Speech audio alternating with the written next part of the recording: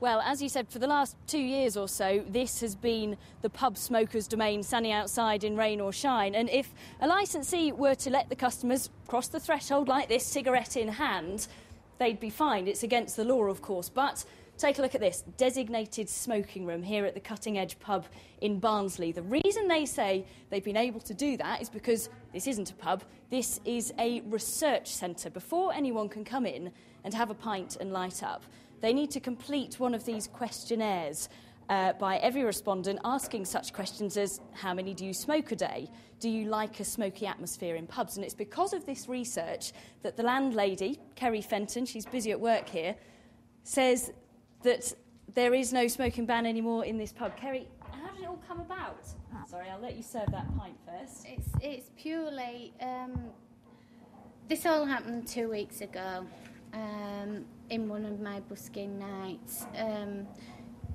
James Martin is actually one of my buskers here who regularly attends along with his friends, and I actually stood up on stage and made the announcement that I didn't know how long I'd actually be here for.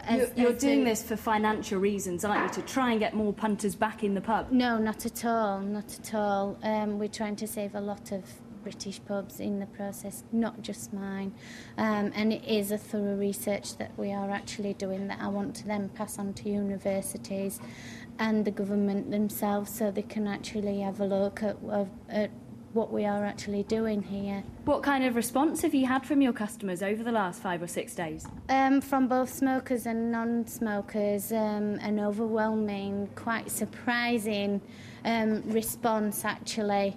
A lot of the non-smokers have been standing outside for months with their friends that are actually smoking. They've actually joined them because they don't like being left on their own as well. And we're actually seeing customers, especially the elder generation, actually coming in to socialise again that haven't actually been out for the 2-year duration of the ban.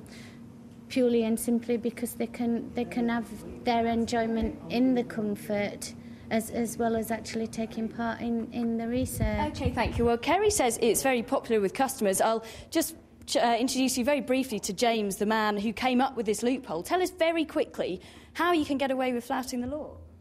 We're following parliamentary guidelines. It's written on the government website. I looked at it even before the smoking ban because it was easy to see this is what was going to happen to pubs. It seems to be government policy to decimate communities. They've ripped out the post offices. I'm able to go a long way for a drink. I can afford a taxi or to go a long way for the post office. Old people can't, and they're the people who fought for this country. OK, I'll have to stop you there. Thanks very much. The Public Health Authority here clearly have something to say. It remains to be seen how long they will be able to get away with this.